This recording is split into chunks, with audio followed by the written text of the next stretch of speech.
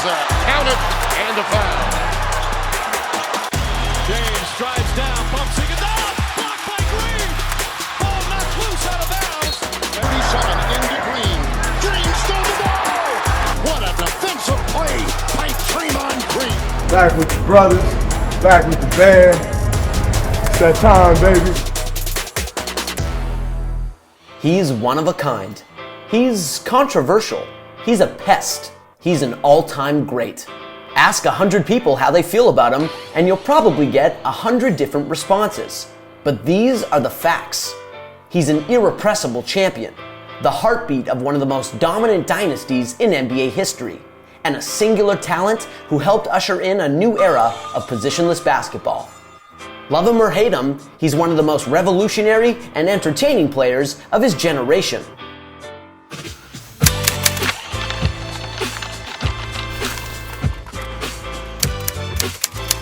This is the story behind Draymond Green.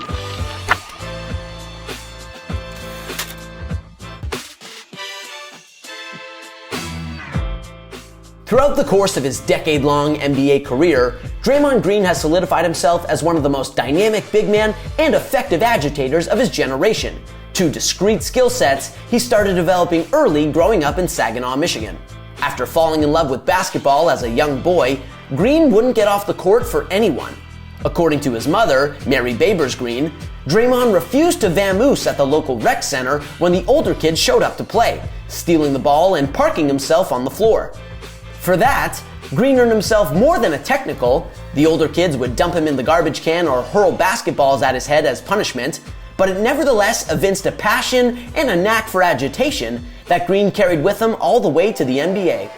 After opening eyes as a youngster with his rare combination of size, scoring prowess, playmaking ability, and defensive acumen, Green went on to star at Saginaw High under Lou Dawkins, a former basketball standout at the University of Tulsa and one of the most venerated amateur coaches in the state.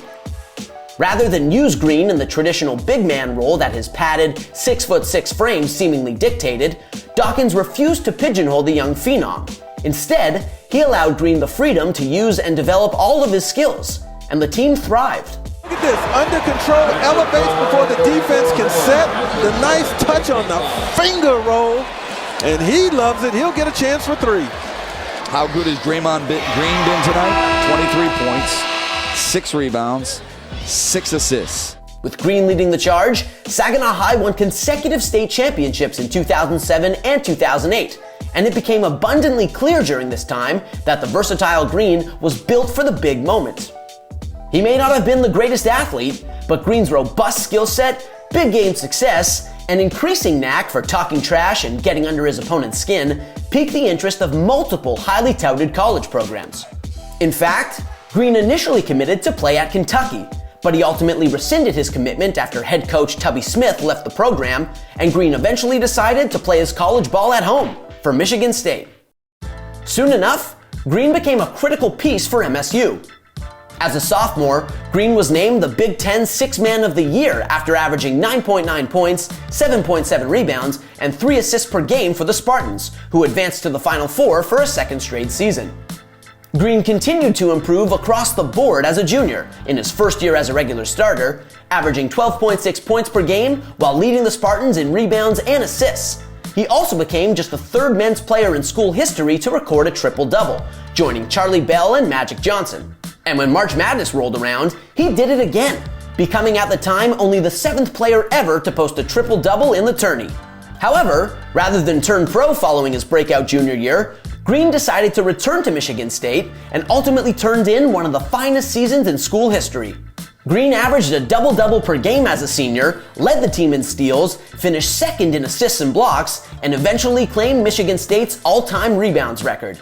Green also capped his final trip to the Big Dance with another triple-double, becoming the first player in tournament history to record multiple official triple-doubles. For his impressive all-around effort, Green was named the Big Ten Player of the Year. Yet, as dominant and well-rounded as he was, his game confounded NBA scouts, who didn't know what to make of him. Seemingly, he was too small to be a dominant power forward or center, and he wasn't fast enough to play small forward. His athleticism left something to be desired too, and his colorful personality wasn't necessarily a selling point either. So the first round of the 2012 NBA draft came and went, and Green didn't hear his name called. It wasn't until the second round that the rebuilding Golden State Warriors, who had already picked twice in the draft, decided to take a chance on Green, selecting him with the 35th overall pick. And though they didn't know it at the time, the Warriors, who seemed primed for a glow-up thanks to a pair of young sharpshooters named Steph Curry and Klay Thompson, had just landed one of the centerpieces of their reemergence and one of the most indelible players in franchise history.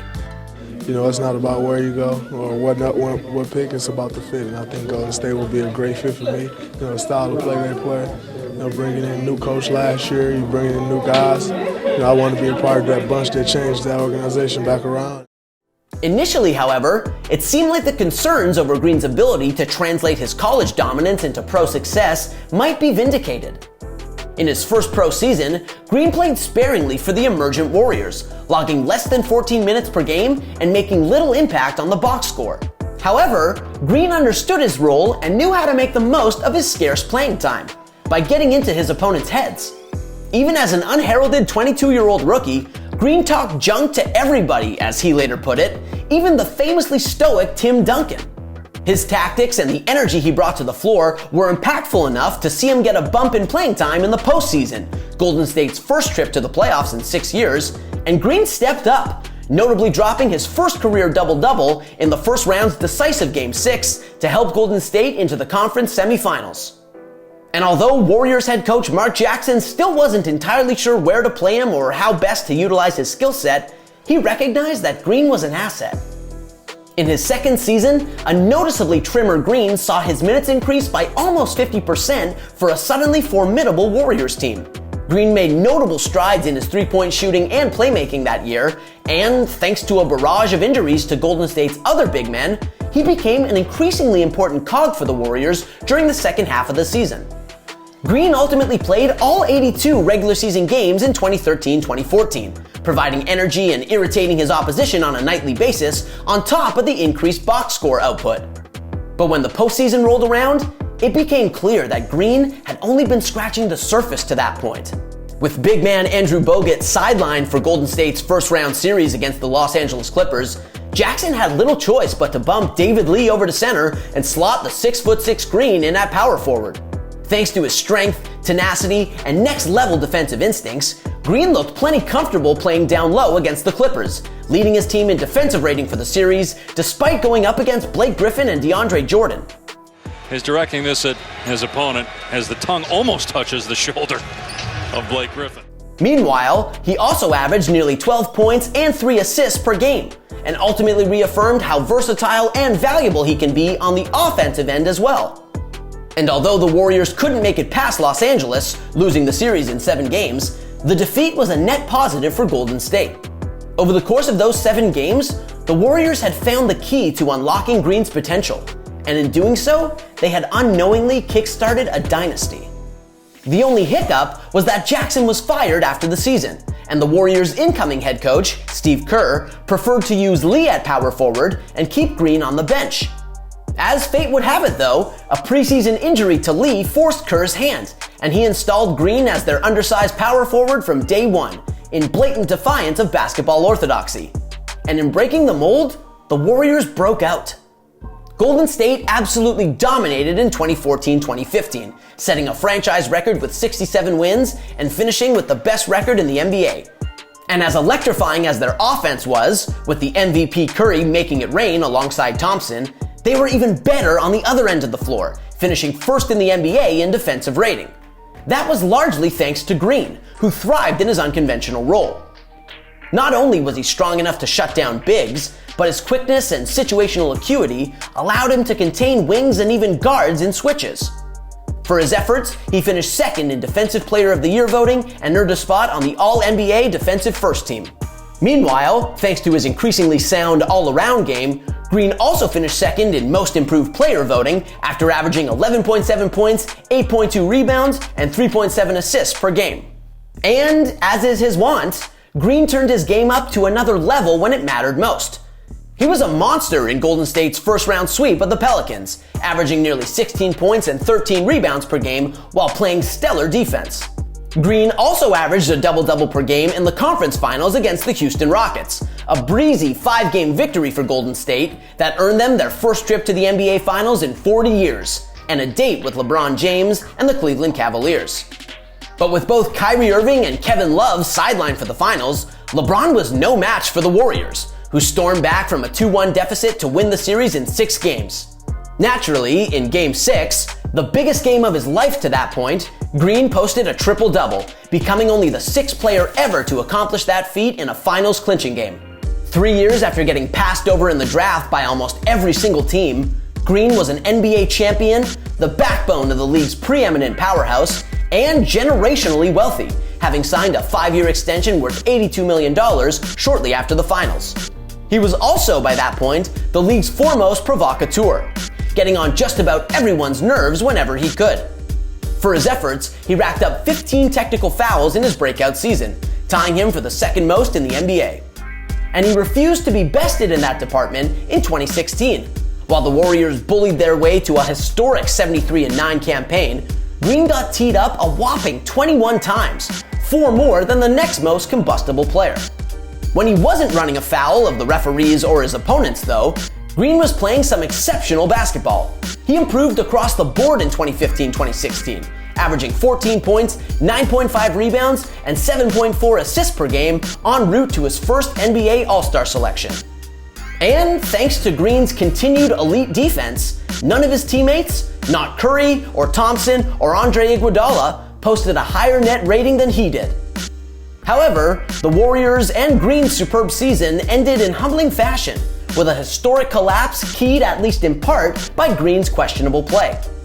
After surviving the first 3 rounds of the playoffs to set up a finals rematch with LeBron and the Cavs, the Warriors stormed out to a 3-1 lead on Cleveland and looked destined to repeat. Tensions ran high all series long and eventually boiled over in Game 4, when a frustrated LeBron stepped over Green after knocking him down late in the 4th quarter. Green, who had been having a monster series to that point, didn't appreciate the gesture and swung at LeBron, hitting him in the crotch. That decision got Green saddled with a flagrant 1 after the game, giving him 4 flagrant fouls for the postseason and earning him a 1-game suspension. The rest, as they say, is history. Cleveland! This is for you! To his credit, however, Green accepted responsibility for the Warriors' collapse, and he started working immediately to redeem himself. Moments after the Warriors' loss in Game 7, Green called up impending free agent Kevin Durant from the Oracle Arena parking lot and started recruiting him to Golden State. In the wake of the Warriors' epic defeat, he elevated his defense even more, leading the NBA in steals per game while continuing to produce in every other facet of the game as well. His improved defense ultimately earned him the NBA's Defensive Player of the Year award, and his all-around excellence helped the Warriors to another conference title and an even stronger season by simple rating system than they'd managed the year prior. This time around, nobody was stopping them, not even LeBron. The Warriors didn't lose a game through the first 3 rounds of the playoffs, becoming the first team ever to go 12-0 to start a postseason. They then needed just 5 games to down the Cavs in the finals for their 2nd championship in 3 years. Suffice it to say, Green redeemed himself for his overzealousness in the previous year's finals, averaging a double-double per game against the Cavs while posting the best defensive rating among Golden State starters. And he wasn't done burnishing his resume as one of the game's most reliable big game players. After a 3rd straight All-Star season in 2017-2018, Green had yet another outstanding playoffs for the first-place Warriors, who, outside of their 7-game showdown with Houston in the conference finals, barely broke a sweat en route to a 2nd straight title. Over the course of the postseason, Green nearly averaged a triple-double per game and ultimately grabbed the Warriors' franchise record for postseason rebounds from Wilt Chamberlain. Still well shy of his 30th birthday, Green had 3 championship rings to go along with a closet full of individual awards and accolades. More than enough juice, in other words, to silence the haters. And his playing style, not to mention his inclination to speak his mind, created a lot of them.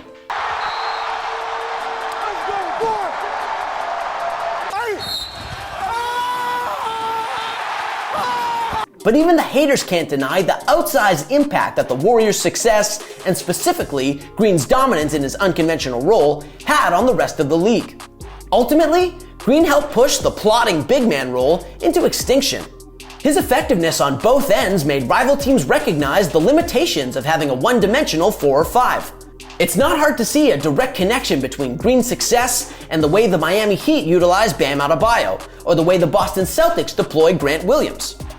As influential as he was, though, his run at the top with Golden State couldn't last forever, and the Warriors' 2018 championship marked the end of an era for Green and his once indomitable club. Following his team's second straight finals victory over Cleveland, Green's productivity tailed off, mirroring the Warriors' broader fall from the top of the basketball world. Injuries limited Green to just 66 games in 2018-2019, and he wasn't as effective as he once was on either end of the court. Meanwhile, his volatile behavior had become something of an issue internally as well, and his increasing antagonism towards Durant was said to have motivated the Slim Reaper to sign with Brooklyn at season's end. Green stepped it up in the playoffs, because he always does, propelling the Warriors into the NBA Finals for a 5th consecutive year, but the three-peat wasn't meant to be. Even with Green averaging almost a triple-double per game in the finals, the decimated Warriors fell into a 3-1 hole against the Toronto Raptors that they couldn't dig their way out of with both Durant and Thompson sidelined.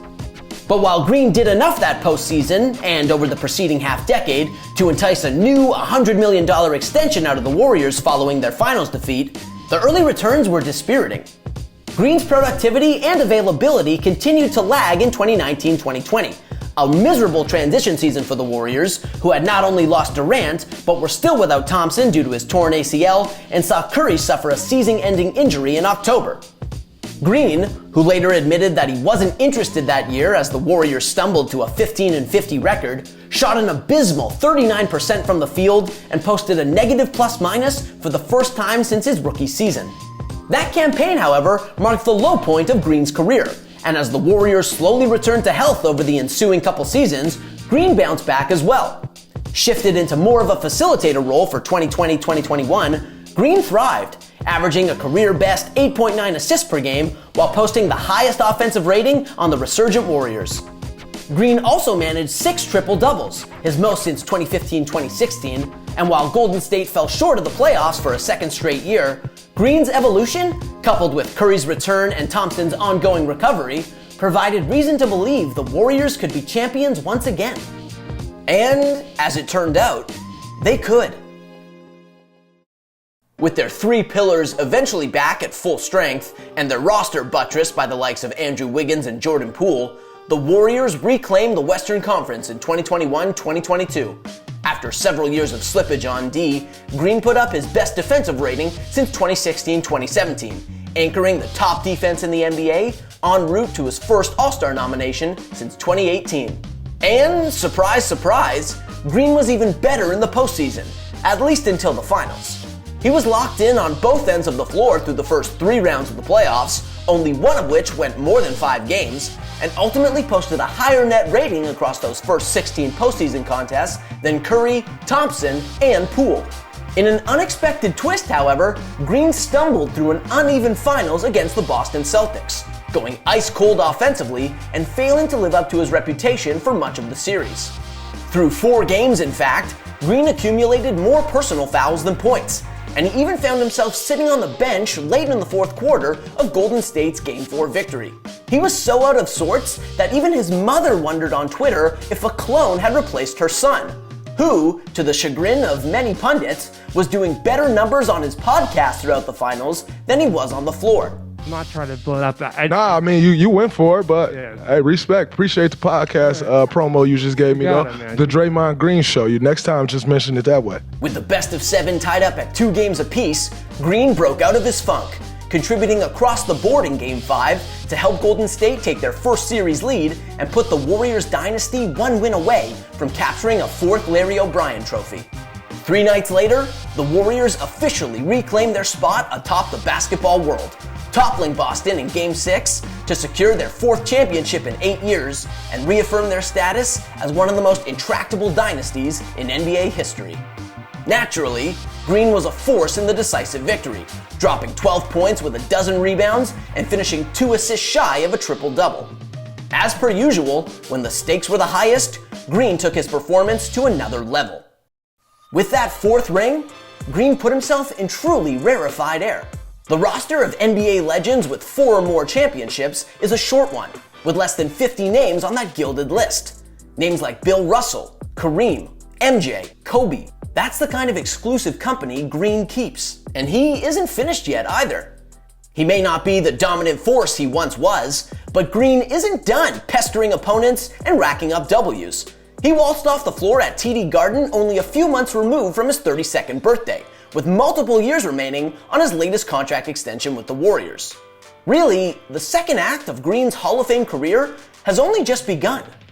How much more decorated can a 4-time champion, 4-time All-Star, and former Defensive Player of the Year get? Only time will tell. How can a player who helped revolutionize the game push himself to evolve as his body slows down? We'll find out. But he's Draymond Green. If nothing else, it'll be entertaining to watch. Thanks for watching. If you like this video and want to see more content like this, hit that subscribe button.